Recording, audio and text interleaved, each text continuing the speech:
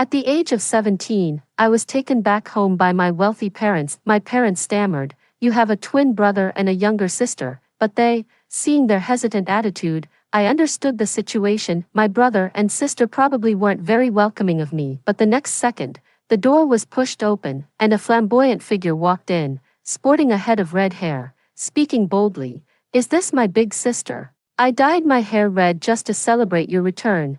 Is it festive enough?" Behind him followed a girl with a sideswept fringe, holding a pomelo leaf peachwood sword and a yellow talisman. "Sis, I specially asked a master for these, and they've been blessed to help ward off any bad luck for you. Every family has its own troubles, but my family has two." It took just over an hour to go from the orphanage to a mansion worth a fortune. My biological parents stared at me with reddened eyes. The door swung open, revealing a world of luxury before me. My parents took me by the hand and introduced me to everything in the house, including the bedroom and study they had prepared for me, as well as the school I would soon be transferring to. However, their words suddenly faltered, and they began to hesitate. "Ling Jun, you also have a twin brother and a younger sister," but they, from such expressions, I can probably guess the attitude of the brother and sister they mentioned toward me. Indeed, even if there is a blood relationship, I am now a strange and abrupt presence to this family. I opened my mouth, about to say it's okay. The next second, the door was pushed open. A flamboyant figure walked in, sporting a striking head of red hair. Young man who bore some resemblance to me first sized me up from head to toe, then said casually, "Is this my big sister? I dyed my hair red just to celebrate your return home. Is it festive enough?" And that wasn't all. Behind him followed a little girl with a sideswept fringe, holding a pomelo leaf peachwood sword and yellow talismans. Her voice ringing out, "Sis, I specially asked a master for these, and they've been blessed. They'll help ward off your bad luck." I fell silent for a moment. Turning her head, she saw her parents also looking as if they had something to say but were holding back. Before being taken back, the director of the orphanage earnestly told me, "Ling Jun, every family has its own troubles. After you go back, don't hold too much resentment toward your parents and siblings. There's still a long road ahead.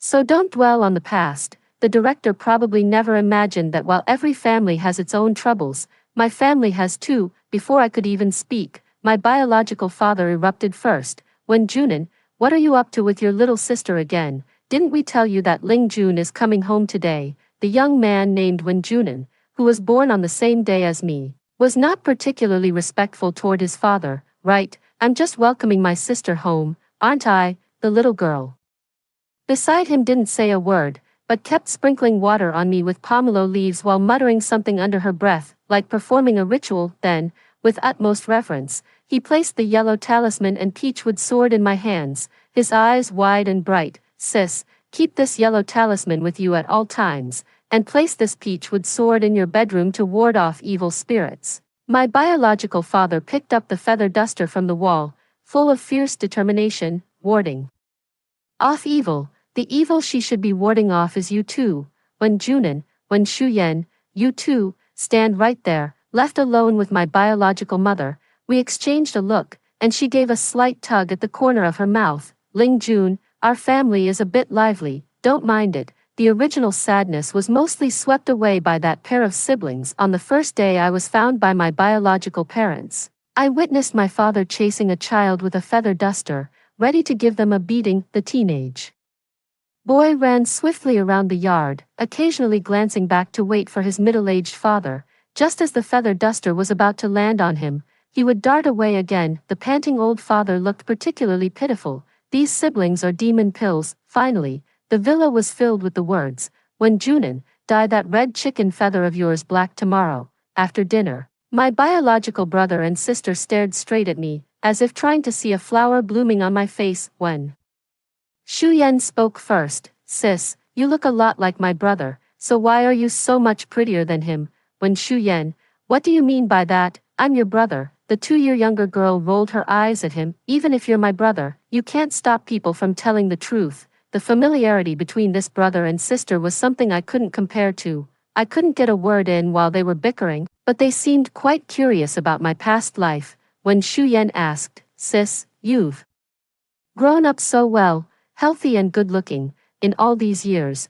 Wasn't there any family that wanted to adopt you? My memories drifted far away. After a moment, I said, I was adopted by 3 different families over the years. The siblings before me simultaneously widened their strikingly similar eyes. However, within the 2 years I was adopted, they each had their own children. Strangely enough, the couples who came to the orphanage to adopt children were either older or had been diagnosed with difficulty conceiving, and they were all very kind to me at first, but once they had their own children, they felt I was taking resources that rightfully belonged to their biological children, and I was sent back for various reasons. As I grew older, families coming to adopt children would always choose the younger ones. When Junan blurted out after hearing this, Holy Guanyin, the giver of children. Then my biological sister asked another question, Sis, what's your zodiac sign? Let me calculate your luck for you. How can someone be as unlucky as you? My brother is a Virgo.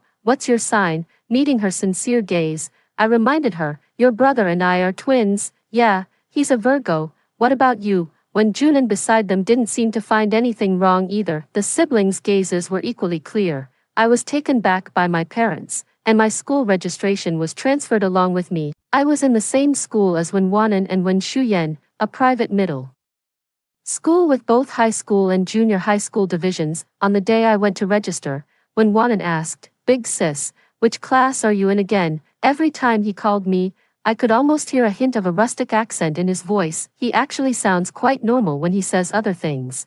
If you ever have any trouble at school, just come find me. Your brother still has some influence there. Beside me. When Shuyen muttered to herself before heading out, today's lucky color is green. Then I saw her dressed entirely in green, wearing a string of imperial green jade beads on her wrist, and even the bag she carried out was green. Great, my 2 biological siblings. One is a Chinibu teenager, the other is a magical girl. When Junan didn't realize we were in the same class until he stood at the school gate. My transfer was sudden. To save trouble, my parents simply paid to get the paperwork done. That is to say, my grades at my previous school don't matter. Halfway through the 2nd semester of my sophomore year, which class I'm in doesn't make a difference. When Junan was quite cheerful, being in the same class is fine too. I'll look out for you from now on. When the homeroom teacher led me to the podium, I finally got a clear view of all the students in the class. When Wanan's bright red hair stood out even in the corner, right after the homeroom teacher introduced me, he was the first to start clapping. Welcome, new classmate. The students below the podium whispered among themselves, this is the long lost sister of Brotherin, and she looks quite similar to him. She seems so well behaved. Looking at her, Brotherin would probably look quite good in women's clothing too. Hee. I have no idea what was said in the class during the time when Wanan and I were separated to look for the homeroom teacher. In any case, it seems they all know me now. Classmate Wen Lingyun, please return to your seat first. The newly vacated desk in the class is my spot, which is also slightly towards the back. When Junan is seated just behind me to the left, and at this moment, he gives me a slight nod, showing off his connections in the class to prove that he truly has the ability to look out for me. During the break, besides Wen Wanan, there was a circle of people gathered around my desk. They stared at me as if I were a rare animal. Brotherin, no wonder your family managed to find the child who had been missing for over a decade. At first glance, it's clear she's your biological sister. She looks exactly like you, little sister. I'm Chen Zhou, your brother's good friend. Sis, I'm Su Jinchen. We'll be classmates from now on. Sis, I'm Zhou Yu. Our families live pretty close. Come find me to play when you have time. However, as soon as they finished speaking, Wen Wanan elbowed them. Hold on. Who are you calling, sis? This is my big sister, born on the exact same day as me, just a few minutes younger. Wen Wanan corrected, call her big sis. The edgy teenager with red hair was the older brother in the crowd, and his sister, born just over 10 minutes later, also had to act as the older sister. On my first day of transferring schools, I truly felt the scent of money permeating this institution. Most of the classmates were either wealthy or came from noble families. Only a few students who buried themselves in their studies had a good relationship with them.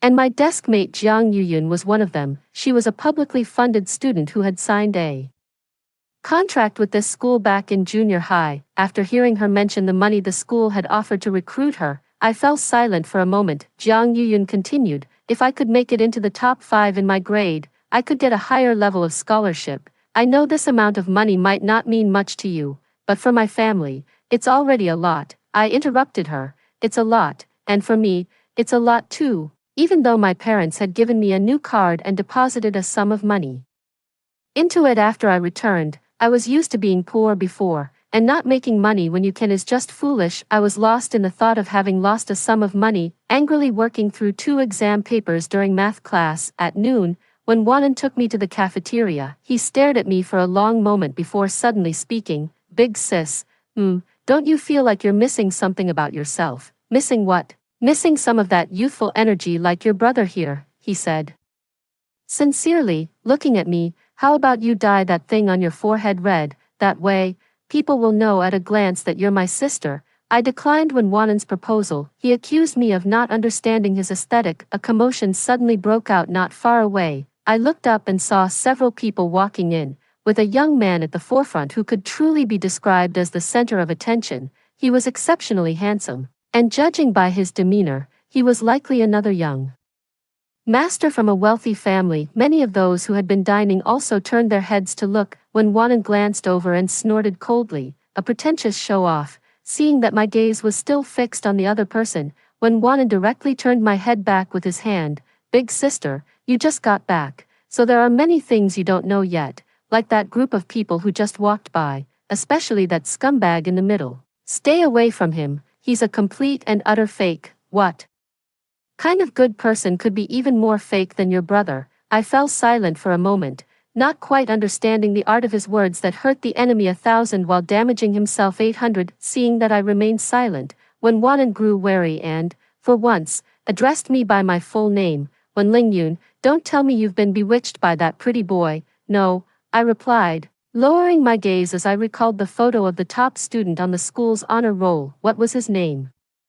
Again, he's Shinian. I'm not interested in this person, but I am very interested in his first place. When Wanan was still speaking ill of the other person, that guy is really shady. Girls like you are easily fooled by his face. He's full of resentment. I can tell these two have a history. I nodded, when Wanan paused for a moment, and I looked up to meet the scrutiny in those similar eyes. You're brushing me off, he accused. In the past few days since returning to my biological family, I have confirmed that my personality is completely opposite to that of my twin brother. His emotional needs are just too intense. Like a beagle, I pressed my temple with a slight headache. After returning home from a day of classes, my parents first asked about how I was adjusting. Everything was going well. Then, the siblings Wen Junan and Wen Shuyan started chattering away beside me. By the end of the meal, I even learned the name of the dog that Wen Shuyan's classmate had at home. The need to confide is also very strong. I look at my parents, who are as steady as Mount Tai, occasionally nodding perfunctorily, as if they have long been accustomed to it. Sitting between my brother and sister, I quickly adapted as well. I wonder how such a pair of steady parents raised a pair of beagle-like children. About a week later, I had fully adapted to the new school. It was indeed very different. Before, I was a boarding student, sharing a dorm with 7 or 8 people, sleeping on a small bed. It wasn't exactly tough, just that I didn't have much money. Now, I was driven to and from school by a chauffeur, and when Junan supervised my lunch, he seemed to have a minimum spending requirement for my meals, insisting that I order enough to meet a certain amount. You're way too thin, eat more while you can still grow taller, get some nutrition. From now on, order according to this standard. When Shu Yan, on her part, made a special trip across half the campus just to bring me a big bag of snacks. Sis, eat more, she said, pulling out a red packaged snack with a pious expression. I've calculated it for you. Your lucky color today is red. She was about to slip away when Wen Wanan by the window grabbed her by the back of her collar. When Shu Yan, do you only have one sister in this class? What about mine? The little girl with a high ponytail flicked her side bangs and said matter-of-factly, if you want some, go buy it yourself. When Wanan was both amused and annoyed. I always knew you only wanted a sister, not a brother, ever since you were little. According to the person involved, when Shu Yan couldn't distinguish between genders when she was a few years old, seeing that her kindergarten classmates had older sisters, she wanted one too. so she called Wenwanan sister for a while after returning home. After confirming that I had adapted to the new campus life, my twin brother resumed his carefree school days. After the third class, I glanced back and noticed that Wenwanan was no longer in his seat. I didn't see him again until just before the lunch break. Not only him, but also several classmates who were close to Wenwanan were nowhere to be seen. The teacher who came to class glanced down, unsurprised, and began the lecture. No one else in the class thought much of it. I finally spoke up and asked my desk mate. Upon hearing this, Jiang Yuyan explained, "They probably skipped class." Skipped class, Jiang Yuyan whispered softly. "Yeah, you know, our school is full of rich kids, besides the teachers with some background who dare to discipline them. Other teachers are afraid that if these kids get upset, they might lose their jobs. Your brother and his friends used to skip classes from time to time, and the school couldn't do much about it. Your parents,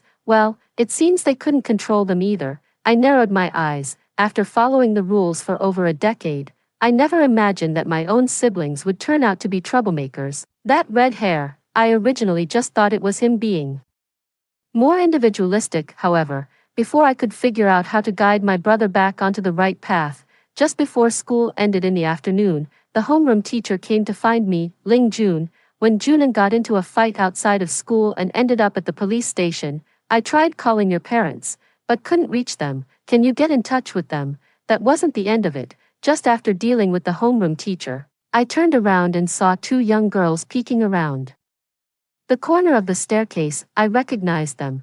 They were Wen Shuyan's classmates. They were waving at me with a secretive air. As I walked over, I heard them say, "Sis, Shuyan got caught for dating early and was taken to the police station. You've got to save her." My vision went black. My parents were on a flight abroad this afternoon for business negotiations, so it's normal that they can't be reached at this time. I called my dad's assistant, then rushed to the police station with my homeroom teacher. Also accompanying us were school administrators and the homeroom teacher from another class. The person who had a conflict with Wenwanan was none other than the top student in the grade, He Shinian, whom I had seen not long ago. The police station was bustling with activity. When I arrived, I saw that Wenwanan hadn't even bothered to address his own fight. He stood with his hands on his hips in front of a young man, looking fierce and imposing. "Are you people from the He family sworn enemies of our family? The older one has been scheming against me since childhood, and now the younger one dares to flirt with my sister." The blonde-haired guy looked defiant. "Who's flirting with your sister?" "She's the one who's been pestering me relentlessly." When Junan was so angry he wanted to throw a punch, but this was a police station, and he couldn't just act recklessly. The police officer issued a warning to them. I saw Wen Shuyan standing behind Wen Junan like a quail, but she was holding onto the hem of his clothes. The He brothers on the opposite side both had bruises on their faces. He Shinian and He Jing, the police, teachers, and school leaders were all present, yet these two brothers were the ones with injuries on their faces, while Wen Junan seemed completely unharmed. It seemed clear who was at fault. The school leader said sternly, "Wen Junan, it's you again." It seems that not everyone in the school cares about the family backgrounds of the young masters and ladies. This leader showed no intention of holding back when criticizing Wen Junan. At that moment, another person entered. A tall figure came into view, a young man in jeans and a white t-shirt suddenly appearing. "Uncle." The He brothers were the first to greet the newcomer. "Hello, I'm Pei Yan. I've been entrusted by the guardians of He Shinian and He Jing to handle this matter." Shortly after Pei Yan entered, my father's assistant arrived, panting heavily. He Jing, being younger, started complaining the moment he saw Pei Yan. I quickly sorted out the sequence of events. The matter was simple. When Junan, who was skipping class, accidentally saw his younger sister, who was in her third year of junior high, hanging out with the younger brother of his rival. Filled with anger, he rushed over to teach that brat who was trying to charm his sister a lesson. This scene was just witnessed by He Shinian, and that's how the conflict erupted. When Junan was fighting 1 against 2, and it seemed he wasn't at a disadvantage. This incident happened off campus, and I have no idea how these people managed to skip class at the same time. However, regarding this, He Shinian said, "I took a leave today. The division of responsibility in this matter is actually quite clear. When Junan was the one who started the fight, and everyone saw the injuries on the other boy's face, so he is the one at fault." The school leaders and teachers naturally hoped to settle the matter privately. To settle Privately, an oral apology and medical expenses are unavoidable. When Junan sneered coldly at this moment, I'll cover the medical expenses, but an apology, dream on. My father's assistant wiped the non-existent cold sweat from his forehead, clearly at a loss with when Junan, the school leaders, seeing that the matter could be resolved, were frustrated by the uncooperative culprit and frowned. When Junan, I spoke up at this moment, I'm sorry, may I ask what the specific content of your argument was? I'm a bit curious. What kind of argument could escalate to the point of physical violence? This statement brought a moment of silence to the scene. The school official grew somewhat impatient. Is that really important? When Wanan clearly resorted to physical violence, I stared directly back at the other party, my tone calm. There are visible wounds on Wanan's arm and the back of his hand. Clearly, this was a mutual altercation, not a one-sided assault on his part. Besides, 2 against 1 and you still can't win. Are you useless? I glanced at the two brothers. He. Jing reached out to say something but was stopped by his brother. The looks from the school leaders and other teachers clearly showed they thought the 3 of us siblings were troublemakers. The next second, I unexpectedly poked when Junan in the side. Caught off guard, he let out a pained cry. I reached out and lifted his shirt. On the side of his waist, a large purple bruise was glaringly obvious, surrounded by several smaller bruises. That's quite a heavy hand, I said, looking at the two brothers with an expressionless face. I suspect my brother has internal injuries. I request to take him to the hospital for a medical evaluation. We can discuss compensation once we see whose injuries are more severe. When I first came in, I noticed that when Junan would occasionally frown and press his hand against his waist and abdomen, yet this fool insisted on pretending to be the triumphant winner of the fight. When Junan's injury suddenly reversed the situation, I saw the young man who had come to handle his nephew's injury also frown. He Jing, did you two do this? He asked. The two brothers did not answer. I looked at Wen Shuyen, tell me, what were they arguing about back then? The little girl's tears welled up in her eyes. After a moment, she choked out, my brother told He Jing to stay away from me. When Shuyen's words brought a slight turn in the situation. It all started when the little girl confessed her feelings and got rejected, only to be seen by her older brother who had skipped class. To make matters worse, the boy who had stirred his sister's first crush was the younger brother of his arch-rival. In a fit of anger, he stepped forward to give him a warning. He Jing didn't mince his words either. It was your sister who kept pestering me, sending love letters and gifts. I never liked her in the first place. That remark infuriated Wen Wanan. My sister is beautiful, smart, clever, and kind. Who are you to not like her? He Jing, where's the intelligence in her scoring 57 on a math test? You and family members are all fools, one after another. Haven't you and your sister always been at the bottom of the class since you were kids? Teenagers often speak without thinking, having grown up in luxury. When Junan had conflicts with his brother, and under that influence, He Jing also looked down on the Wen family. He only thought about using words to attack the other's defenses, speaking without considering the consequences, unaware of how venomous his words were. Your parents are fools too, so foolish they don't even know whether their daughter is dead or alive. What's the use of finding her now? After so many years outside, she's already been ruined. Before the words had even finished, when Wanan's fist landed on his face, no one could tolerate others using their family's pain as a topic for casual amusement, especially when it was a direct mockery. He Xinyan appeared just as his younger brother was being beaten. He didn't know the cause or the details, but seeing his brother being overpowered, he naturally stepped in to help his own. When Shuyan tearfully spoke those words, the room fell into a moment of silence. I never expected that I was the reason behind this incident. My background is no secret. Back then, both Wen Wanan and I were premature babies. A human trafficker lurking in the hospital swapped me with a stillborn infant. The young couple, suddenly struck by the pain of losing their daughter, never imagined that her death was anything other than what it seemed. Many years later, when the human trafficking ring was apprehended and this long-buried past was brought to light, they were shocked to realize that their daughter might still be alive. That was how I was found. The director of the orphanage recalled that when I was found, I was so weak that I was barely clinging to life, perhaps due to being born prematurely and having a frail body. The traffickers discovered I was on the verge of death before they could sell me. In a moment of conscience, They abandoned me at the entrance of the welfare home. No matter what, these 17 years of being away from home are an insurmountable gap. It is a family's pain. It's not something to joke about. He Jing, Pei Yan's voice sounded, seemingly devoid of emotion. Did you really say that? Both brothers were clearly a bit intimidated by this uncle who was only a few years older than them. He Jing mustered the courage to retort, "Who said that?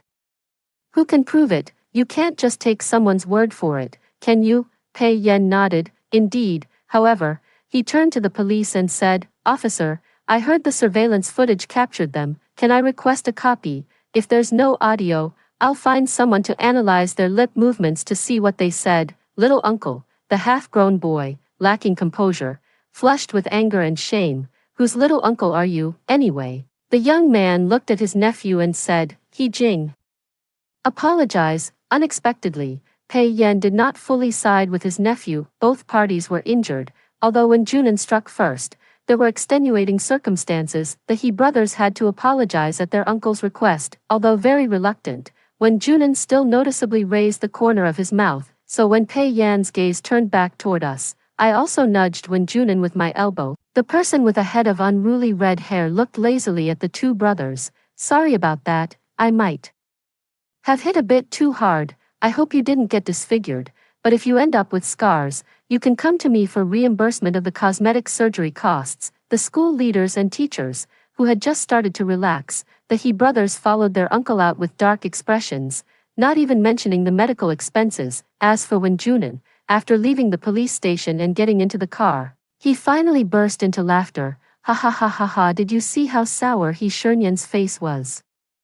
Ha ha ha ha." Laughing pulled at the muscles on his side, making him gasp sharply, his laughter turning into a pained grimace. When Shu Yan, sitting on my other side, suddenly burst into loud sobs. "I'm heartbroken." Woo woo. Laughter and crying echoed back and forth in my left and right ear canals. When Junan, when Shu Yan, how can your taste be so poor? He Shinian is so shady. He's been putting on an act since he was a child. What good could his brother possibly be? And besides, how old are you? If you dare to start dating early, I'll have mom and dad break your legs.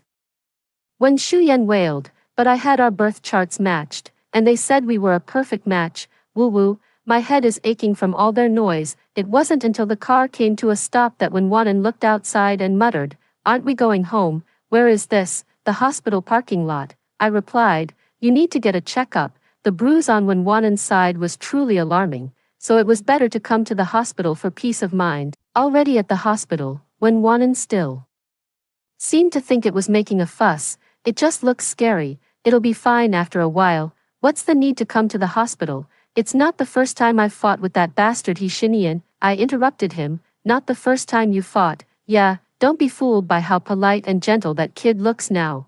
It's all an act. When we were kids, he'd snatch my toys and then turn around and accuse me of pushing him. When we fought, he'd specifically aim for my butt. Then when the adults showed up, he'd put on a teary-eyed, pitiful act. Was I supposed to strip down in public to show off my butt? Do I have no self-respect?" Such heavy resentment. Clearly, He Shinian knew Wen Wanan well, aware that he loved to win, and was certain Wen Wanan wouldn't play the victim when he resorted to underhanded tactics, just as Wen Wanan had described him. Cunning. Fortunately, Wen Wanan only suffered superficial injuries, which weren't too serious. I led the siblings home, constantly wondering how the same genes could shape three siblings who were worlds apart. When Shu Yan was still lost in her heartbreak, even though she had realized that her former crush had never looked up to her, she remained heartbroken. She sobbed on my shoulder. "Sis, I'm so sad." Seeing me unmoved, she cried even more sorrowfully. "Sister, don't you have anything to say to me?" "Actually, I do." I turned my head and looked seriously at my own younger sister. "Did you really score 57 in math?" When Shu Yan. I couldn't get any information about the grades from Wen Shu Yan. To avoid my questioning, she cried so hard she could barely catch her breath. There was definitely some acting involved. Not long after I transferred to the new school, we had a grade-wide test. Before the exam, Wen Junan even comforted me. "Big sis, when it comes to exams, just do your best. The ranking isn't important. You have a get-out-of-jail-free card. Even if you bring home a 0, mom and dad will still praise you." My Parents have been treating me with a bit of caution lately. Sometimes, in a daze, I even feel like I'm a fragile object. After the exam, those who did well immediately started comparing answers, and I could hear some discussions about the test questions around me, but there were also some other topics. Who do you think will be first this time? Is that even a question? He's Shinian, of course. How long has he been monopolizing the top spot? I'm done. Not only is he from a wealthy and influential family, but he's also highly intelligent and handsome. Which door did heaven actually close for him? I didn't participate in the discussion on the day when the grades and rankings were finally announced. During the break, classmates eagerly rushed to check the honor roll.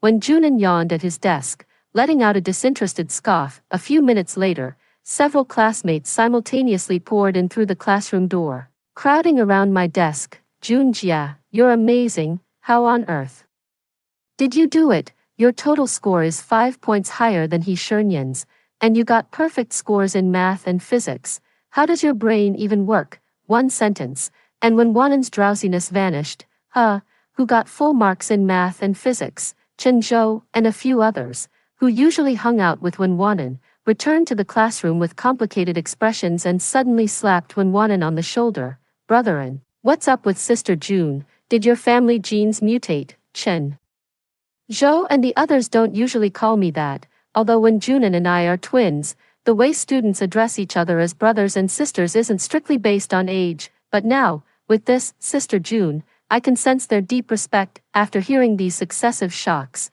when Junin finally turned his gaze toward me, his eyes filled with question marks. When Lingyun, are you the top scorer in this exam? Unless something unexpected happens, it should be me. It's been a long time since I last experienced what it feels like to be second place. However, what I didn't expect was that the person who seemed happiest about me getting first place was Wen Wanan. The curve of his lips widened. Doesn't that mean He Shernyan's first place this time is gone? I raised an eyebrow. Another break between classes, and it said that Wen Wanan passed by He Shernyan's class several times. Hey, He Shinian, how did you know my sister got first place in the grade? He Shinian, according to Wen Wanan's confident account after returning home, that guy looks calm on the surface, but I'm sure he's grinding his teeth in frustration. Ha ha ha, I bet he'll be burning the midnight oil again tonight. He loves to maintain that image of a top student who effortlessly aces exams, while secretly studying like crazy.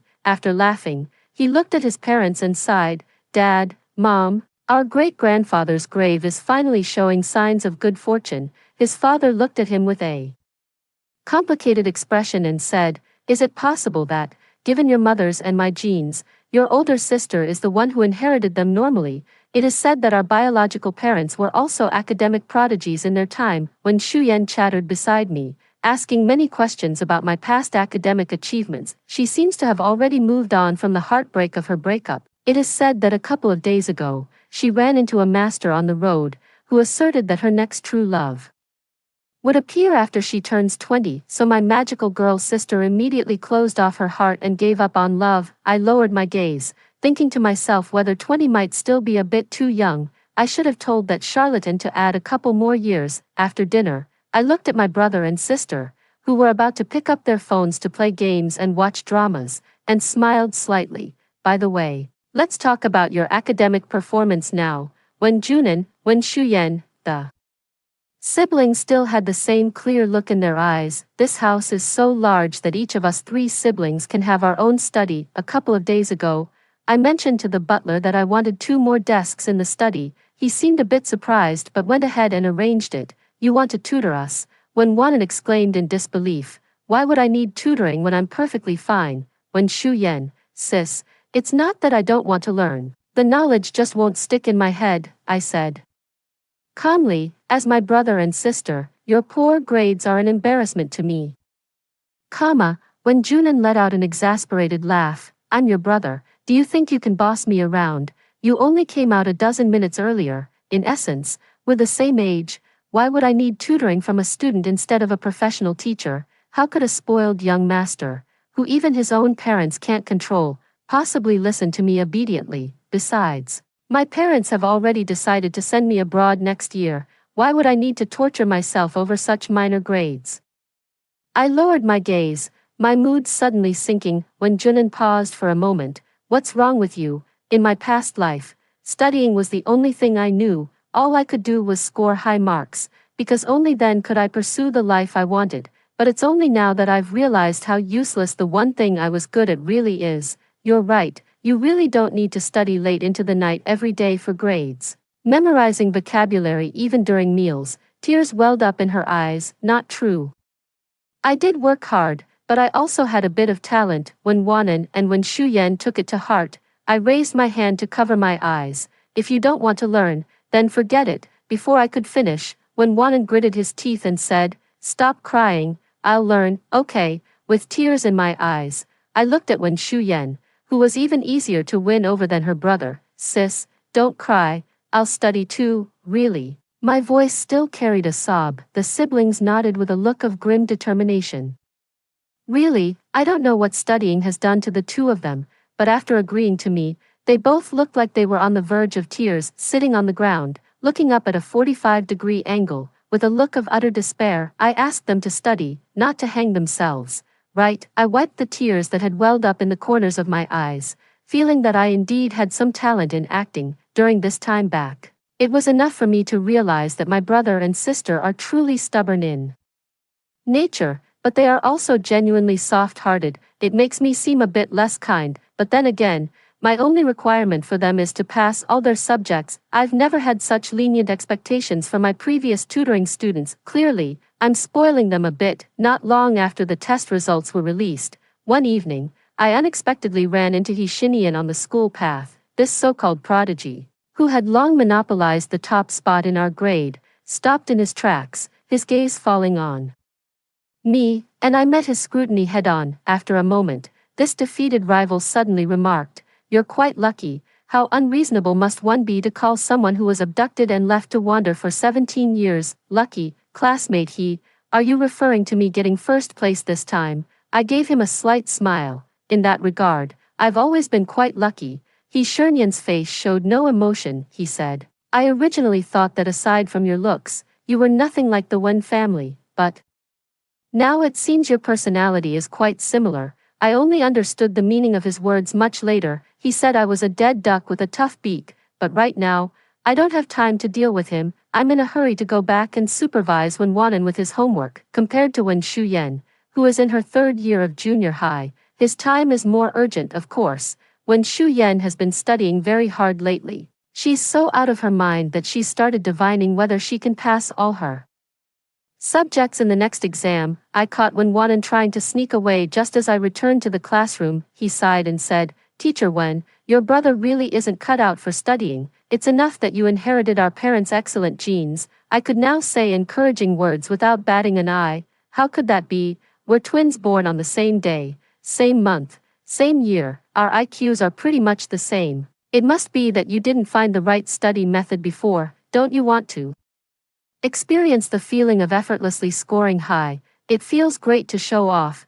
When Wanan, he was moved by the pie I drew for him again. "I told you, everyone will encounter their own pig butchering scam. Tutoring two people with completely different learning content is a challenge." When I finished explaining the basic example problems to Wen Wanan and then went to Wen Shu Yan, she looked at me as if I were a monster. "Sis, I've been observing you. You can finish a whole set of exam papers in a day, and still have time to tutor my brother and me. Aren't you tired?" I patted her head and smiled kindly. "How could I be tired? Just thinking about how you'll finish all the questions I assigned today by tomorrow makes me so happy." "I'm not tired at all." Wen Shu Yan, their habit of skipping class is now a thing of the past. Wen Wanan is right under my watchful eye, and as for Wen Shu Yan, I used my personal charm to win over her classmates. For many years, tears were the most useless thing to me because they never helped me with anything. Now, my brother and sister are willing to learn because of my tears. Life back with the family is warmer than I imagined. As the end of the semester finally approaches, Wen Wanan and Wen Shu Yan seem to be feeling the pressure lately. Wen Junan remembered another important matter and stared straight at me. "Big sis, I'm begging you for a favor. Can you keep the top spot this semester? I really don't want to see that pretentious He Xinian looking so smug." I smiled. "As long as you study hard, I promise." Based on my understanding of myself, I think I have a bit of a right to be confident. With this promise, Wen Wanan threw himself into his studies with renewed vigor. Indeed, hatred lasts longer than love. On the day the final exam rankings were released, Wen Wanan couldn't stop smiling as he saw the name, Wen Lingyun, right above He Shunyan's. Sweet, he didn't even care about how many places he had improved and immediately sent a message of sympathy to He Shinian. He Shinian replied with a string of ellipses. Big sis, do you believe that He Shinian will lock himself at home this summer and hire a private tutor for one-on-one coaching? That guy is the most competitive one. Ha ha ha, don't just focus on supervising me and Wen Shuyan, don't slack off either. Do more practice problems. I'm afraid that after this summer, that jerk He Shinian will make rapid progress. Just do it for me, you. Represent my face. Getting first place once or twice might be an accident, but 3 or 4 times or more is a display of overwhelming strength. Just as He Shinian used to overshadow the other students, I now overshadow He Shinian. He Shunyan's gaze towards me shifted from initial indifference to a complexity now. What began as a rivalry with Wen Wanan gradually evolved into a rivalry with me. During the summer vacation, my parents specially held a banquet to welcome my return, inviting numerous business partners and family friends. As the center of attention, I also got my first taste of the vanity of the social scene. They call me Miss Wen. The wealth I've acquired is an amount I never anticipated in these 17 years, enough to make one lose their way. When Junan pulled me out from the corner, "What are you doing here? I need to calm down a bit." When Wanan looked at me suspiciously, "You seem pretty calm to me, just now. So many people were toasting you, but you had a sweet drink in your glass. Could that really get you drunk?" According to my original estimate, it would have taken me at least 10 years to accumulate the wealth I have now. I'd become rich overnight, so I need to calm down a bit, I said expressionlessly. When Wanan, after a moment, he burst into laughter, slinging an arm over my shoulder and saying, "Sis, you just haven't spent enough money. How about this? Tomorrow, I'll take you shopping. You in?" Now it was my turn to squint at him. "Are you just looking for an excuse to skip tutoring? How could you, Teacher Wen? How could you suspect your own brother of such a sinister motive?" Before I could lose myself in the overwhelming wealth, I was already fuming over Wen Junan and Wen Shuyan's wrong answers. But after all, I'm a stubborn person, and I have to help these two get back on their feet no matter what. In the blink of an eye, the first day of senior year arrived. Wen Shuyan also embarked on her journey as a freshman in high school. After a summer of studying, the siblings walked into the campus with unsteady steps. When time is running out, it passes by quickly. Throughout my senior year of high school, I became the undisputed top-ranked student, dominating the competition. When Wanan's ranking was no longer at the bottom, at the very least, passing was no longer a challenge for him. Once, he performed exceptionally well on an exam and proudly wanted to frame his answer sheet. He had long since dyed his red hair a different color, because of his huge progress in studies. He suddenly wanted to grow his hair long, and my parents didn't mind anymore. When Junan with long hair seemed to better suit the aesthetic tastes of young girls, he proudly showed off the love letters he had received. "I always said girls outside all like my type. It's just you two who have no taste." When Shuyan and I fell silent for a moment, when Wanan continued, "So among the 3 of us siblings, only your eldest brother here can receive love letters." "Who said that?" I casually replied. Little did I know that this one sentence would catch Wen Wanan's attention. "What do you mean? Has someone been slipping you love letters?" "No," I flatly denied. "Someone sent it to Wen Shuyan." Wen Shuyan, when Junan's tone was faintly accusing. "Wen Lingyun, it's not that I don't want you to date, but not at this stage. If anyone dares to hold back our family from producing a top scorer in the college entrance exam, I won't let them off. Wen Junan's plan is still to study abroad, while I will stay in China for university, so the college entrance exam scores are very important to me." As the countdown begins, time seems to pass even faster. The stack of test papers and exercise books I've worked through has grown quite high. There are quite a few classmates around me applying to foreign universities, and even He Shinian is one of them. However, while applying to schools, he didn't forget to grind through practice problems relentlessly, still refusing to give up on reclaiming his top spot from me. Unfortunately, he was going to be disappointed. On the day the college entrance exam results were released, my computer screen didn't show any specific scores. When Junan, who had just checked his results next to me, cheered, "Looks like I can still get into a university in China." Then, My phone rang. Is this one Lingyun? This is. All the phones in my house suddenly became very busy. The parents' expressions when they answered the phone were as if they had just closed a billion-dollar deal. Their biological daughter, who had only been found a little over a year ago, had become the top scorer in the college entrance exam. This was dramatic and newsworthy no matter where you looked. Overjoyed, the parents donated another large sum of money to the public welfare team that had helped them find their daughter. This summer vacation was unusually relaxed. At least it's the most relaxed I've felt since I can remember, when Junin and I held a grand celebration for our college admissions, and even the He family came. He Shinian didn't show any displeasure on his face, probably having finally accepted reality. He said to me, "Congratulations." As soon as the person left, when Wanan nudged me, "What's wrong with him? Did he go crazy after realizing he could never outscore you in this lifetime?" After that, things proceeded step by step.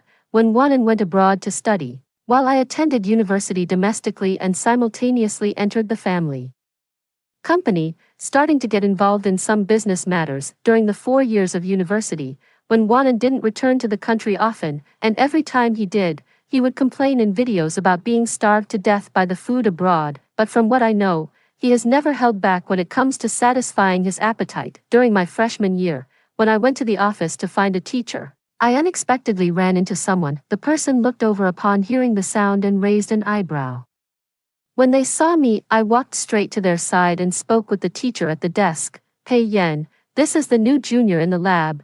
You'll be guiding her tomorrow." "Okay, professor." The professor looked at me. "When Lingyun, this is your senior, Pei Yan, a first-year graduate student." "Hello, Senior Pei." Pei Yan, for some reason, looked a bit amused. "Hello." The last time I saw Pei Yan was at the police station, where he had been serious. I had heard about him from Wanan. After all, he is the sworn enemy's uncle. The Pei family had a child late in life. Pei Yan has an older brother and sister, so he doesn't need to worry about the family business, but he is still exceptionally capable. I was admitted to university through a recommendation back then.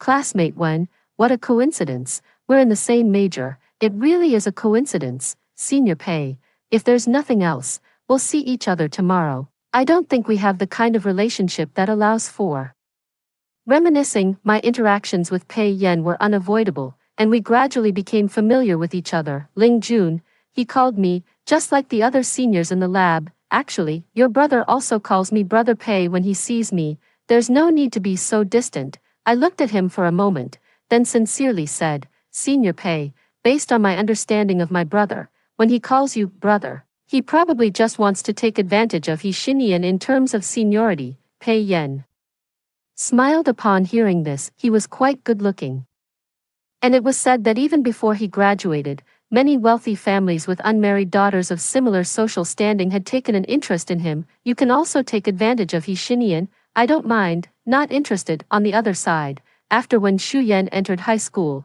it was as if she had opened up the Ren and Du meridians like in a martial arts novel. She became enlightened. Her grades improved by leaps and bounds. Then when Junin complained, "Is there really no such thing as certain good genes in our family being passed down only to daughters and not to sons?" My dad replied, "No, why am I the worst learner among the three? You're just unlucky." When Wanan, the days passed in an orderly manner, and in my junior year, I had more time to spend at the family company. Meanwhile, the time I spent with Pei Yan also decreased. I was busy with work, and so was he. Most people in the company could tell that I was the successor my parents had pushed forward. On weekends, I returned to the school lab to work part-time. I got so busy that I lost track of time, and before I knew it, night had fallen. Footsteps suddenly sounded from behind. By the time I noticed and turned around, the person was already right in front of me. "Senior Pei." The person hummed in acknowledgement. I was surprised to see Pei Yan at the lab over the weekend, as he had already passed his graduation defense and was just waiting to receive his diploma. Pei Yan didn't approach any of the equipment.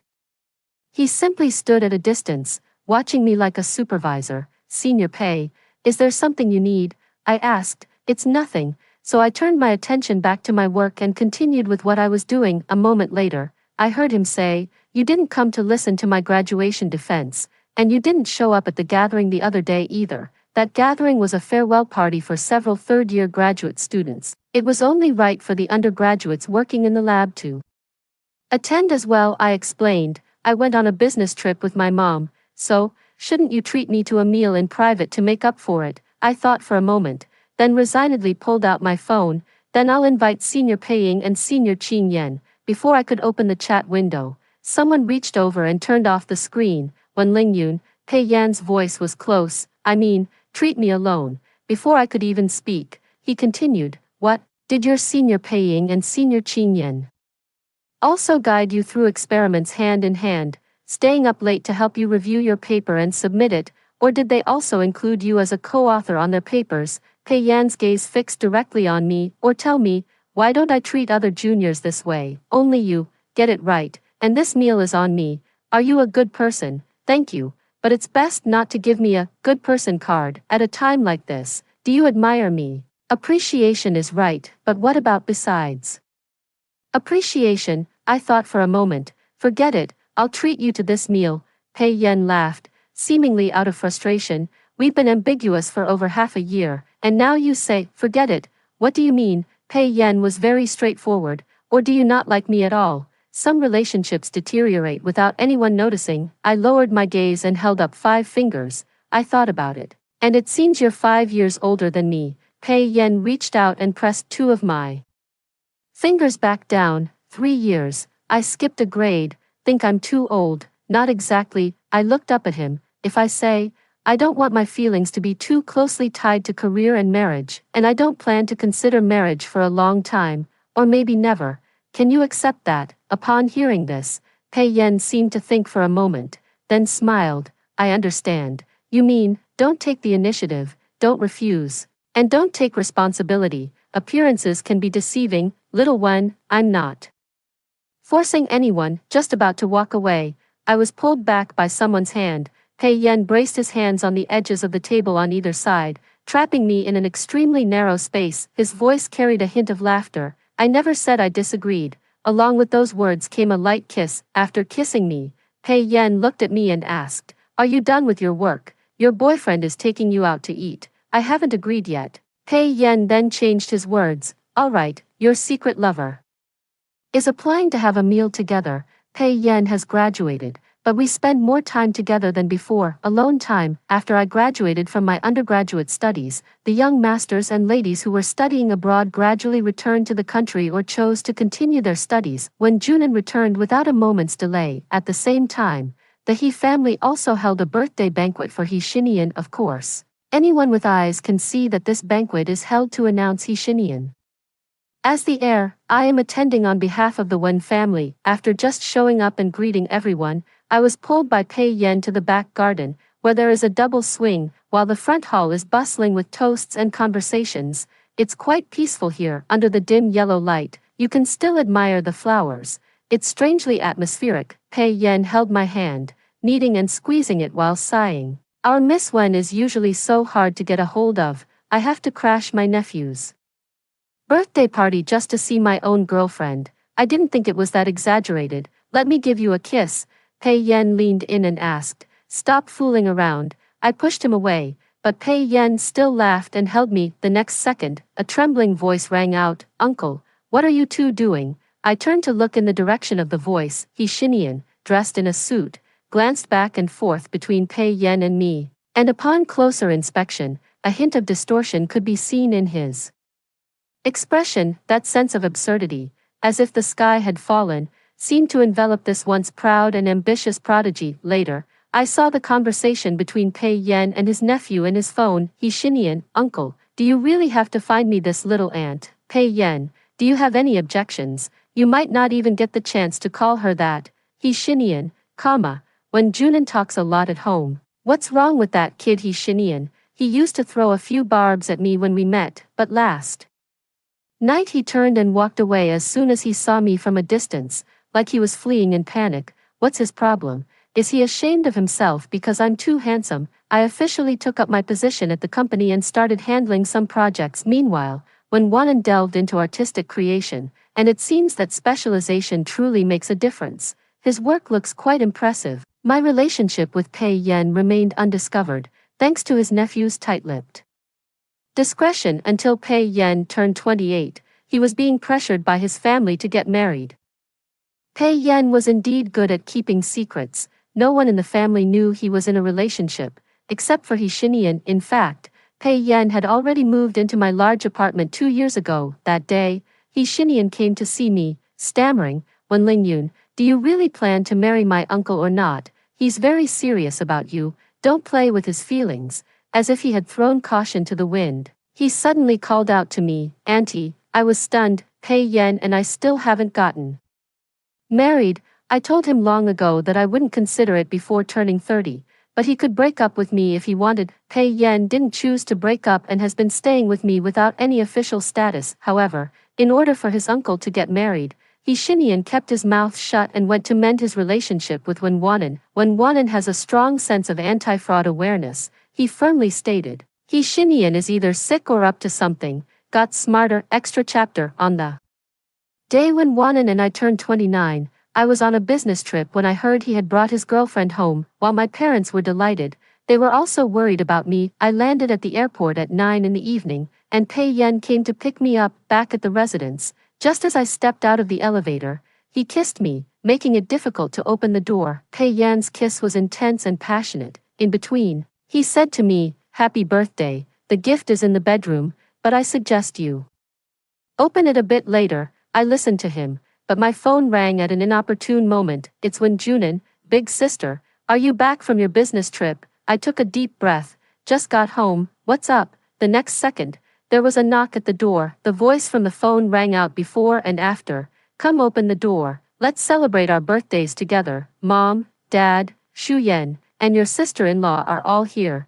Hurry up." At this moment, hiding Pei Yan wasn't appropriate. They don't usually come over, so this place is filled with traces of Pei Yan's life. The phone call ended, and Pei Yan looked at me in the dim light, a slight curve forming at the corners of his eyes. "Darling, should I hide, or should I go meet the family?" Minutes later, I led Pei Yan to open the door. The last hours of my 29th birthday were quite lively. The end. I am 58 years old this year. After a lifetime of scheming and power struggles, I have stepped back from the front lines in recent years to enjoy a peaceful life. Every day, I just meet up with old friends to drink, go fishing, and chat about the China-US situation and the trade war. A few days ago, my youngest daughter was watching a short drama called The Fake Heiress is the Beloved, and the noise was so loud that we couldn't even have a meal in peace. I could tell after just a few glances that this thing had twisted values and was full of exaggeration.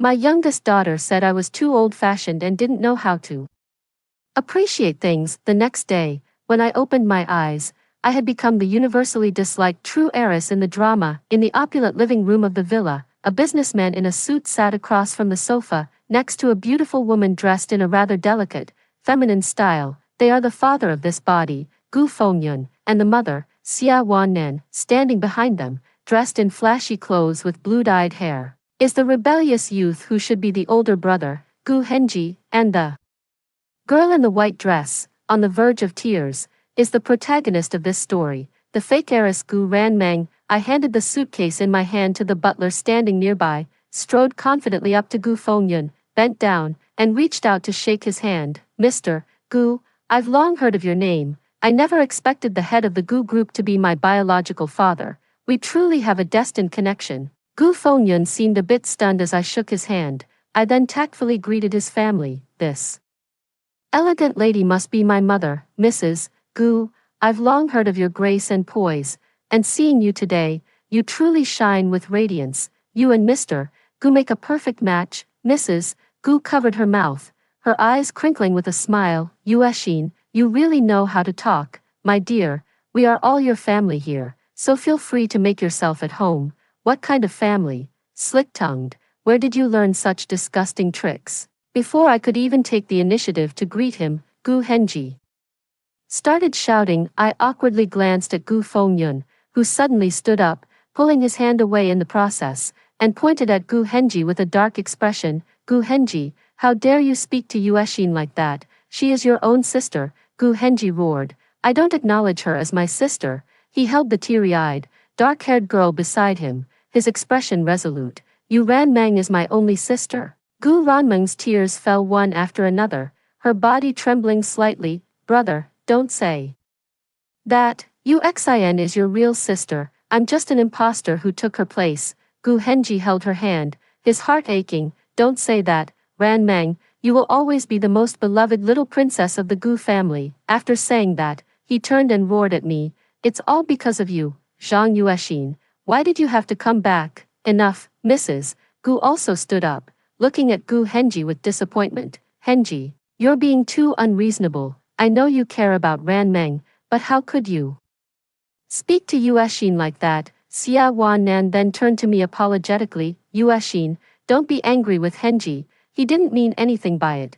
It's just that Ran Meng is a sensitive child. Knowing you were coming back, she's been crying every day, afraid we wouldn't want her anymore. She then walked over to Gu Ran Meng and pulled the crying girl into her arms. Ran Meng, you silly child. How many times have I told you that what happened back then had nothing to do with you? You will always be my beloved baby. Be good, don't be sad. Watching the sudden shift in the situation over these few seconds, I couldn't help but feel a bit emotional. Every family has its own troubles to deal with. I exchanged a knowing look with Mr. Gu, a rebellious son, a sensitive daughter, and a wife who spoils the children. Mr. Gu, I understand the pain of being a man. Gu Fengyun cleared his throat lightly. Yuexin, don't take Henji's words to heart. Since you've returned, you're part of the Gu family now. From now on, get along well with Henji and Ran Meng. Naturally, I wouldn't bother with the younger generation. I laughed heartily and said, don't worry, Mr. Gu, we Chinese value harmony and unity. When the family is in harmony, everything prospers. Today, as I return to the Gu family, it marks the long-awaited reunion of our Gu clan. I propose that from now on, we designate today as our family's reunion day. Let's host a grand feast and not stop until we're thoroughly drunk. I turned naturally to instruct the butler, Comrade Butler, prepare fine wine and delicious dishes for tonight. All according to the highest standards. This is an internal banquet, so coordinate with the procurement staff and keep it low-key. All right. Gu Fengyun looked at me with a hint of curiosity and said to the butler, prepare as Yuexin suggested. Yuexin, let Ran Meng take you to your room first. The decorations in your bedroom were all chosen by Ran Meng. She put a lot of thought into it. Xia Wannan walked over with Gu Ran Meng in her arms. It's perfect timing for you and Ran Meng to chat and get to know each other better. Gu Ran Meng timidly looked up. Sister Yuexin, let me take you to your room.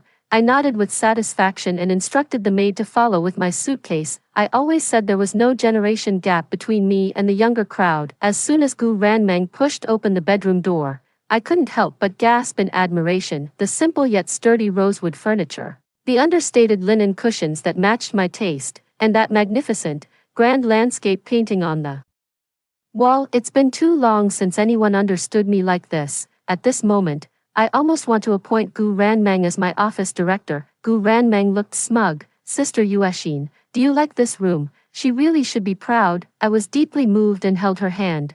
Ran Meng, Mrs. Gu said you are a thoughtful child. She was absolutely right. You must have put a lot of thought into preparing all this. I really want to thank you. Gu Ran Meng, however, abruptly shook off my hand. Zhang Yuexin, you don't need to be so sarcastic and put on an act. I know you don't like this room. If you don't want to stay here, go talk to Mom. If you don't dare to say anything, then just put up with it. Zhang Yuexin, remember this. There's no place for you in this house. If you know what's good for you, get out of here as soon as possible. As long as I'm here, don't even think about having an easy time in this house. This child might be a bit bipolar. I shook my head. Ran Meng, I need to tell you two things. First, you need to be more open-minded. I came here to join this family, not to break it apart. If you can't handle such a small setback, how will you manage when you step into society? Second, you need to learn to be grateful. Our Gu family is a harmonious and happy one, which is truly fortunate. Look at the refugee children in war-torn areas. So many of them lost their parents at a young age and have to live all alone. I'm saying all this for your own good. Don't just listen. Think about it, and remember it in your heart. Understand? Gu Ran Meng was stunned, covering her ears as she rushed out the door. I haven't finished speaking yet, and I can only watch her retreating figure, letting out a soft sigh. Forget it. I won't let her take the position of office director after all. Instructing the maid to help me put my things away, I took out my phone and started playing Do Diju. Before I could divide and conquer the two peasants, Gu Henji suddenly burst into my bedroom. Zhang Yuexin, Ran Meng kindly helped you decorate your room, and not only are you ungrateful, but you also scolded her. Do you have any conscience at all? People from poor, remote areas really have low quality. If you dare to bully Ran Meng again in the future, don't blame me for hitting you. I clicked my tongue lightly. This kid reminded me of my rebellious eldest son at home. He's in that rebellious phase, always thinking he's right and refusing to communicate with me. Henny, don't be angry. Whether in life or work, one must not be impatient. Zhang Yuexin, your words are truly disgusting. Don't talk to me. You see, this is just like my son. I say one thing, and he explodes, but I still want to make an effort to get along with him. Let's have a proper conversation. If you're this irritable at home, how will you manage outside? Not many people out there will be as tolerant as we are. Oh no. Why is Gu Henji suddenly getting so agitated? Look at you, how did you suddenly become like this? I think you must have too much internal heat. You really need to cut down on using your phone. It's definitely from staring at screens too much. Gu Henji ran out, pulling at his own hair. I sighed and continued playing my cards. It's really impossible to communicate with kids at that age. I played landlord for a while, then chatted with the butler about the world situation, brewed a pot of tea in the living room, went to the study to write a calligraphy piece, and finally, it was dinner time. The table was laden with exquisite dishes made from premium ingredients. I positioned the fish head toward Gu Fengyun and naturally invited the whole family to take their seats. Butler, pour the wine. Today is the day of the Gu family reunion, so let's all have a drink. Gu Ranmeng timidly said. I can't drink. I waved my hand dismissively. Drinking capacity is something that needs to be cultivated from a young age. Our Gu family is vast and prosperous, and in the future, our family members must hold their own at the dining table.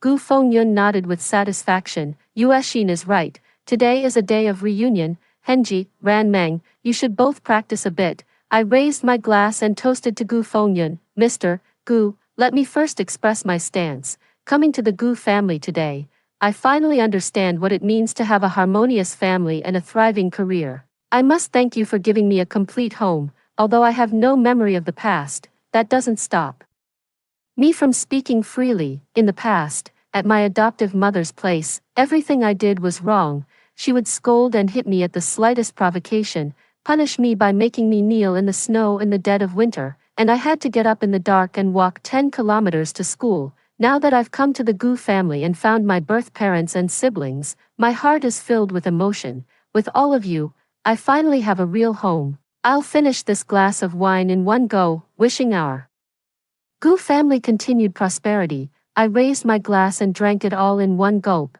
Father Gu's eyes welled up with tears, while Mother Gu was so heartbroken that she wept. Yuexin, you've suffered so much. It's all my fault for not finding you sooner. I handed her a tissue. What happened in the past is all behind us. Today we can reunite, and things will only get better from now on. Gu Fengyun applauded. Well said, Yuexin. You truly live up to being my daughter. Henji, Ranmeng, you should learn more from Yuexin, especially you, Henji. As the son of the Gu family, you need to be able to hold your own at the dinner table. Gu Henji looked as if he was about to crush the armrest of his chair. Learn from her. All she knows how to do is spout these insincere words. Gu Fengyun's expression darkened. Gu Henji, how have you become so unreasonable now? I tried to smooth things over. It's just a rebellious phase. It's normal. Weren't we all like him before, thinking we were so capable and not wanting to listen to our elders' advice? Who asked for your opinion? I don't know why, but after I finished speaking, Gu Henji became even angrier. He slammed his chopsticks on the table, turned around, and ran upstairs. Gu Fengyun also threw down his chopsticks and roared angrily. How dare he defy me? Butler Chen, call the bank and freeze his bank card for me. Don't transfer a single cent to him for the next 6 months. Gu Ranmeng cried and said, Dad, brother didn't lose his temper on purpose. He was just too upset by sister today, and when you praised her at the dinner table, he couldn't take it and left. I took this opportunity and said to Gu Fengyun, yes, Mr. Gu, it's all my fault for speaking inappropriately. Henji didn't like what I said. Gu Fengyun waved his hand. Yuexin, You are a sensible and intelligent child. I know Henji's personality. This matter has nothing to do with you. He has such a fiery temper. This time, we must teach him a proper lesson. I sighed and said to Gu Ranmeng, you have a good relationship with Henji. Later, try to persuade him properly. Don't let him stay angry for too long. It's bad for his health. I turned my head again and instructed the butler. Butler Chen, please have the kitchen prepare a bowl of loofah soup to send to Henji later. Mrs. Gu smiled with relief. Yueshin, having a daughter like you is truly my blessing. Don't worry. I will definitely make your brother realize his mistake and apologize to you. I laughed heartily, saying there was no need to take it to heart. Gu Ranmeng shivered beside me. The next day, I had to follow the Gu siblings to their new school. To be honest, I was somewhat resistant to this idea. At my age, reading history books for self-cultivation is still acceptable, but forcing me to study physics, chemistry, and math again is truly torturing an old man. However, Mr. Gu insisted that there could be no high school dropouts in the family, so for the sake of the younger generation's reputation, I reluctantly agreed. Early in the morning, I was practicing Tai Chi in the yard, and the butler gave me a strange look. Miss Yueshin, you're up so early. I nodded, continuing to draw circles with my hands. Butler Chen, would you like to join me? Health preservation should start early in the day. Don't always think you're still young and take your body for granted. This Tai Chi embodies the cycle of yin and yang, the unity of heaven and earth, and contains Confucian thought and Taoist philosophy. Look at this, Miss Yueshin. Thank you for your kindness. It's getting late, and I need to go prepare breakfast now. The butler interrupted me while wiping his sweat. I was still eager to continue chatting. The Gu family is wonderful in every way, but it lacks some old friends to chat with. I should check if there are any parks nearby in the next few days. After breakfast, I went to school with Gu Henji and Gu Ranmeng. The car that the Gu family sent to pick us up was a luxurious Rolls-Royce, parked at the main gate, with the driver wearing white gloves and waiting by the door. Shook my head at the sight. A well-established businessman should understand the importance of staying low-key and maintaining a humble heart. Father Gu is still too inexperienced. I'll have to subtly teach him in the future. I naturally took a seat in the back and, seeing Gu Henji and Gu Ranmeng stop in their tracks, called out to them, "Get in, don't be shy." Gu Henji seemed to want to say something, but he gritted his teeth and swallowed the words, silently taking the front seat. Gu Ranmeng was a step behind and sat to my right. Knowing that Gu Henji was difficult to communicate with, I struck up a conversation with Gu Ranmeng beside me. Ranmeng, which classes are you and your brother in? Gu Ranmeng snorted lightly. We're naturally in Class A. I nodded. Oh, so one of you is in the first year of high school and the other is in the third year. Which class have you arranged for me? Is it close to yours? Gu Henji couldn't help but sneer. With your academic performance from a small place, what class do you think you can get into? Class F is definitely the right fit for you. This kid really gets me. I laughed heartily. Not bad, not bad. Class F is fine. F stands for fighting, right? Very energetic. The two of them looked speechless and stopped paying attention to me. It wasn't until we entered the school that I followed Gu Ranmeng all the way to her Class A of the first year. Gu Ranmeng couldn't take it anymore and turned to ask me, Zhang Yueshin, are you sick? Why are you following me? I looked at her disapprovingly. Ranmeng, we're family. I definitely need to know how you're doing at school. In case someone bullies you and you're too embarrassed to tell mom and dad, I can help you. Gu Ranmeng looked like she was about to break down. I don't need it. I'm doing fine at school. Just don't bother me. Still so childish. But since I realized yesterday that she might have bipolar disorder and mental health issues, how could I completely abandon my family? Ignoring Gu Ranmeng's quiet attempts to maintain her image, I walked over to her desk and saw a pile of pink, girly stationery on it, along with some chocolate stuffed in the desk compartment. I felt a bit disappointed. Ranmeng, you're still young, you should focus your main energy on studying. You should avoid getting involved with all sorts of unnecessary things. Look at all this stuff on your desk. It's so distracting. And this chocolate. Why are you bringing something like this to school? Do you have low blood sugar? I'll talk to the housekeeper later. From now on, wake up a bit earlier in the morning and eat a proper breakfast before coming to school. Gu Ranmeng's fists were clenched tightly. This child is too narrow-minded. not generous, and easily tense. I also told her classmates, Class A students. Our Ranmang has been having some psychological issues lately, please help keep an eye on her. And try not to upset her, if anything happens, come find me in Class F. My name is Zhang Yuexin, and I'm her sister. Gu Ranmeng screamed frantically and pushed me out of the classroom door. I sighed and patted her back. Ranmeng, you need to learn to control your emotions, to be the master of your feelings, to command them rather than be commanded by them. When you feel you can't hold on, come find me. I am your family, your strongest support. Gu Ranmeng cried. I was wrong, Zhang Yuexin. I beg you, let me go. I won't cause you any more trouble. Seeing her emotions fluctuate so rapidly, I decided to tell Gu Fengyun as soon as I got home that we need to take Gu Ranmeng to the hospital for a checkup as soon as possible. She must be quite ill. Zhang Yuexin, right, your previous school was Haozuan 13th Middle School. Your entrance test scores are so low. The teacher at the registration office looked impatient and called over a chubby middle-aged man. Teacher Zheng, this is Zhang Yuexin, the new transfer student in your class.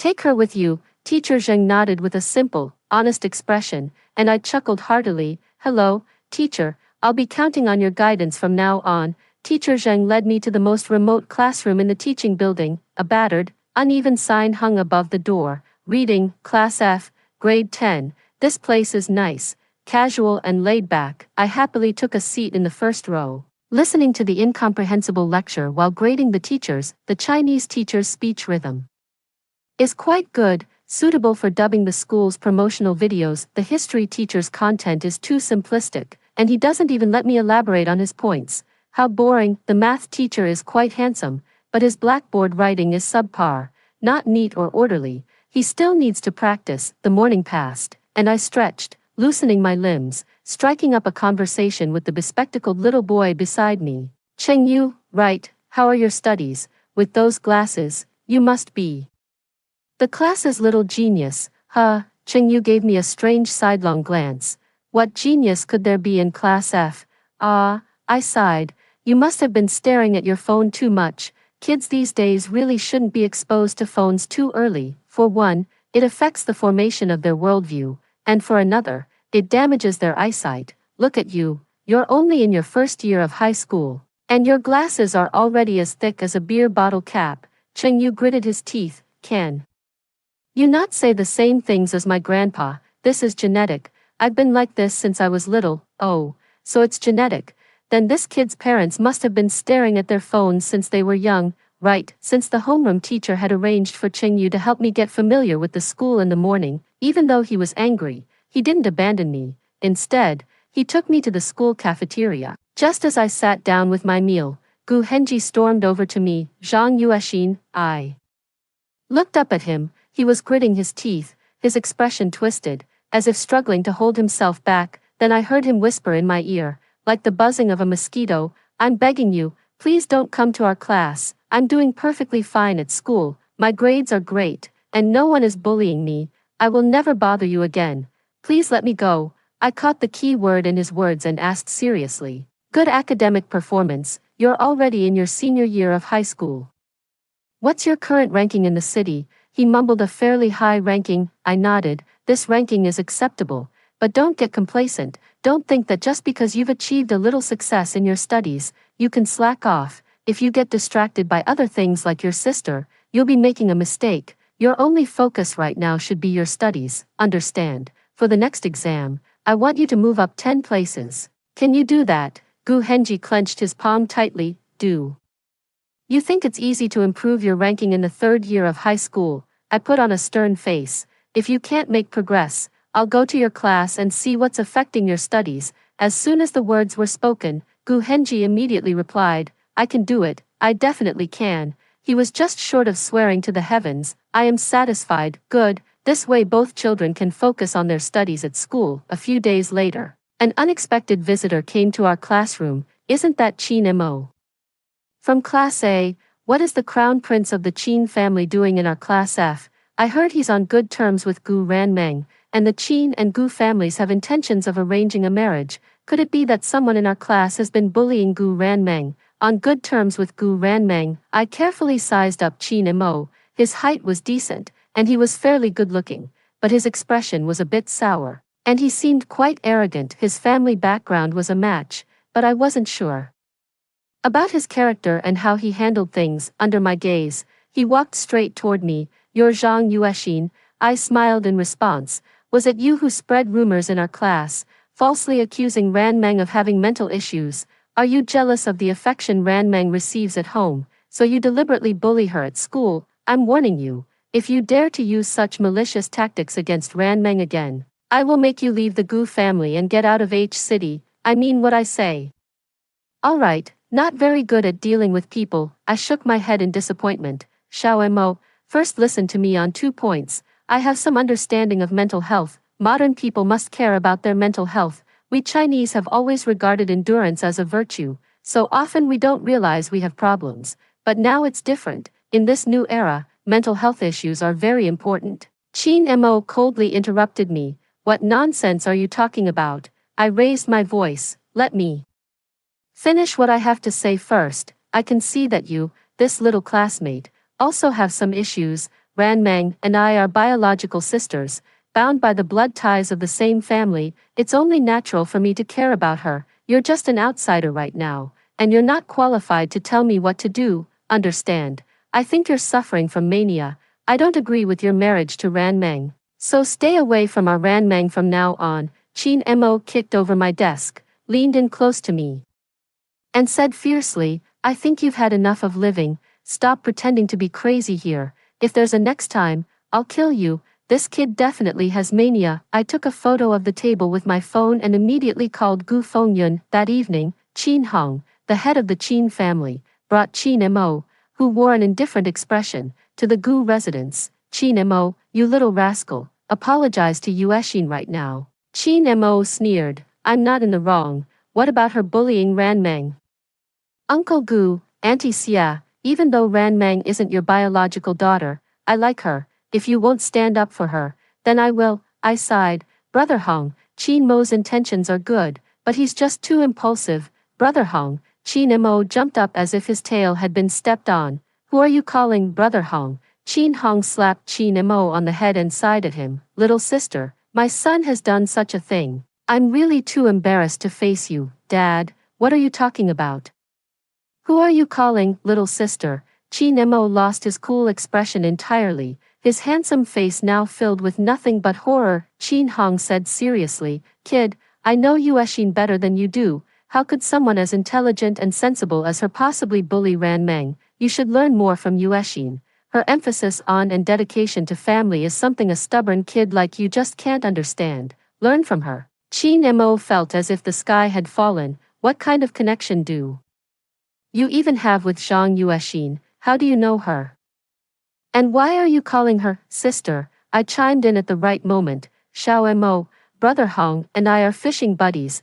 The other afternoon while fishing, we hit it off right away. Our discussions on international affairs and ways of thinking are practically identical. So yesterday morning we were practicing Tai Chi together and ended up swearing brotherhood as sworn siblings. By rights, you should call me aunt." Gu Fengyun laughed. "Brother Hong, let's keep our own ways of addressing each other." Amid Qin Mo's breakdown, the three of us burst into the laughter of old money. Gu Ranmeng waved to Qin Mo through the gap in the stairs, and Qin Mo drifted over like a ghost. Gu Henji's face was as pale as if he had been dead for 2 days, and he said to Qin Mo, "I told you not to provoke her." Qin Mo softly uttered 3 words. "I was wrong." Qin Hong froze Qin Mo's bank card, and he received the same treatment as before. The next day, I specifically went to Class A and, amidst Qin Mo's repeated pleas, expressed to his entire class that I did not approve of his early relationship with Gu Ranmeng,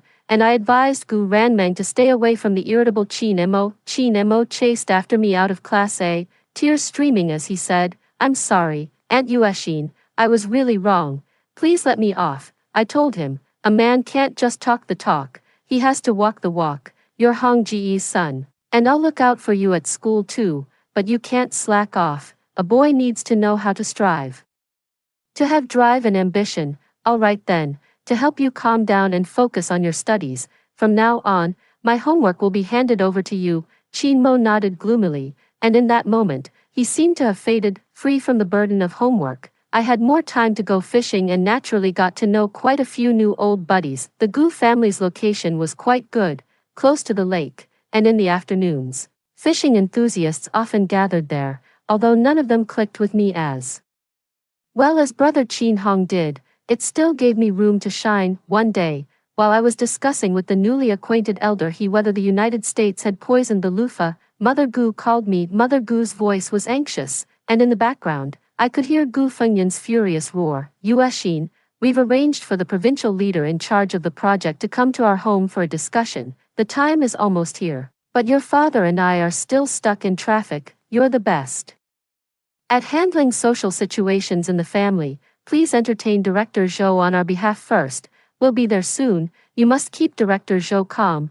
He has a bad temper, so if he gets angry, just bear with it, apologize to him, and be humble. Whether we can secure this project determines whether our Gu family can survive this bankruptcy crisis. The future of the Gu family depends on you, hosting leaders. I'm quite familiar with that, I readily agreed, putting the Gu parents at ease. After hearing this, the elderly Mr. He next to me offered to come home with me to help, and I gladly accepted. The more, the merrier. Returning to the Gu family, Butler Chen was drenched in cold sweat, pacing back and forth. I led Grandpa He to the study to look at the calligraphy, and he praised my brushwork profusely. We engaged in a profound discussion about the character and spirit of the writing. The guests had arrived, so I asked Grandpa He to wait in the study while I went downstairs to greet them. A low-key Volkswagen pulled up at the door, and a middle-aged man in an administrative jacket, carrying a glass cup, walked in with the trembling Butler Chen. Without seeing Mr. Gu, his voice was calm yet carried an undeniable authority. Where is Gu Fengyan? He scheduled this meeting for now, but the master of the house isn't here. The Gu family can be so careless and unpunctual about agreed-upon matters. I have nothing more to discuss with you regarding this project. As soon as the words fell, I was about to explain the situation to him when suddenly, old Master He's voice came from upstairs. Xiao Zhou, long time no see, you look more spirited than ever. We looked up and saw old Master He standing by the railing, waving at us with a smile. Director Zhou's suppressed mask was instantly shattered. Grandpa He, what are you doing here? I came to play with Sister Yueshin for a while. Grandpa He pointed at me and said to Director Zhou, Xiao Zhou, this is my sworn sister, Zhang Yueshin, the daughter of the Gu family. This child is exceptionally outstanding. Her future achievements will not be inferior to yours. Director Zhou had a strange expression on his face, and I warmly shook his hand. Director Zhou, I've heard many friends mention you, all saying you're young and capable. It's truly an honor to meet you. Come on up, Xiao Zhou. Before you arrived, Yueshin and I were discussing calligraphy. Come take a look at Yueshin's handwriting too. Grandfather He called us upstairs without giving us a chance to refuse. We walked into the study, where Grandpa He pointed to my calligraphy hanging on the wall and said to Director Zhou, Xiao Zhou, take a look at Yueshin's literary talent. This couplet was her own idea. The young lady goes up the river, sits facing north and south, eating and drinking. It's truly brilliant.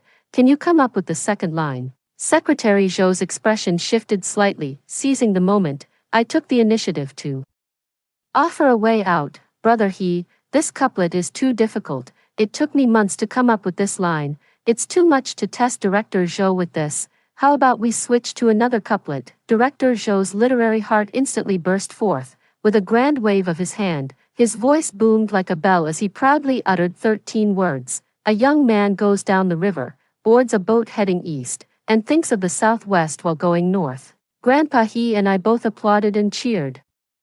I sighed in admiration. I never expected Secretary Zhou to so effortlessly match the couplet I had been pondering for months. Secretary Zhou truly stands at a great height, with remarkable literary talent. Not wanting to be left behind, Grandpa He presented his long-contemplated masterpiece. What about my line? An old little brother gets out of bed in early summer, late winter, and watches the spring and autumn. We were utterly amazed. Grandfather He, your second line of the couplet contains the cycle of the 4 seasons and the philosophy of nature, and also embodies a positive and joyful attitude towards life. It's absolutely brilliant, truly brilliant. The three of us let out the refined laughter of scholars just as we were completely lost in the world of literature. A commotion came from downstairs. Gu Fengyun and Xia Wannan, their faces covered in sweat, burst into this literary-filled study room. Director Zhou, we're really sorry for being late, Mr. He, you're here. 2. Director Zhou laughed heartily. It's fine, thanks to you, I was able to meet such a like-minded literary soulmate as Yuexin. In that case, Yuexin, I'll also recognize you as my god-sister from now on. We're all family, and the Gu family's matters are my matters. Don't worry about that project of yours, I've approved it. I arrogantly shoved the satirical 7-character quatrain I had just written yesterday, mocking American imperialism, into his hands. Brother Zhou, this poem is for you, as a token of our sworn brotherhood. Let's encourage each other from now on. Amidst the thunderstruck expressions of Gu Fengyun and Xia Wannan, I, along with Grandpa He and Director Zhou, exchanged determined glances and shook hands together. Let's encourage each other. The following days were calm and uneventful. My old pals and I went fishing, practiced calligraphy, did some Tai Chi, drank a little, and occasionally attended school, as if we had returned to the days of semi-retirement, until that evening at dinner.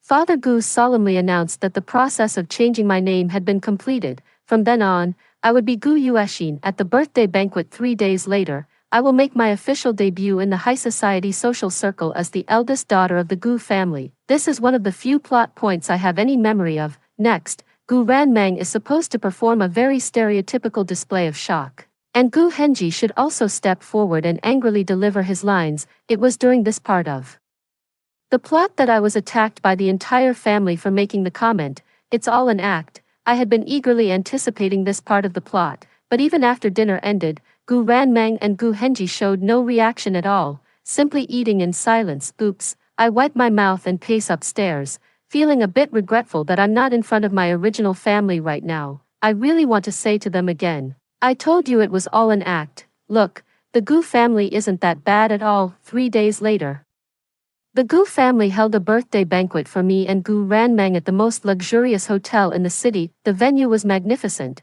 filled with celebrities. Gu Ranmang, dressed in a pink evening gown, stiffly held onto my arm as she faced the gaze of the entire room. Her expression was awkward, and she gritted her teeth, saying, "Zhang Yuexin, didn't I tell you to dress more formally?" I examined my own outfit, a tailored jacket paired with trousers and leather shoes, and thought it looked perfectly formal. This child is probably either feeling that she isn't formal enough or is just too competitive and not generous enough. The banquet began, and Gu Ranmeng's wealthy friends, ignoring her attempts to dissuade them, proudly surrounded me in a circle. Gu Yuexin, don't think that just because you changed your surname, you're really the young lady of the Gu family. You're just a country bumpkin from the countryside. What are you wearing? It's neither here nor there. You're a joke, if you know what's good for you. Don't mess with our Ranmeng. Before I could speak, the surroundings suddenly fell silent. My old rascal buddies came to celebrate my birthday wearing red robes. Just as I was about to greet them, these old friends suddenly turned stern, pointing at the group of young girls and scolding them harshly. What are you doing, you little brats? How dare you speak to Sister Yuexin like that? A group of wealthy young men and women were left utterly shocked. Great-grandfather. The old friends all looked guilty. Yuexin, our children are young and don't know any better. They spoke out of turn, and I apologize on their behalf. I waved my hand with a smile. It's fine, brothers, they're just kids. I can't hold it against them. Haha, Yuexin, you're so understanding. I'll go back and give these useless fools a good lesson. I pulled them along with a laugh. We're here to have a good time today. Let's not talk about that. We won't leave until we're drunk. Seeing us gathered here, Mr. and Mrs. Gu also walked over, in front of everyone. Mrs. Gu asked me with a smile, Yuexin, shouldn't you start calling us mom and dad now?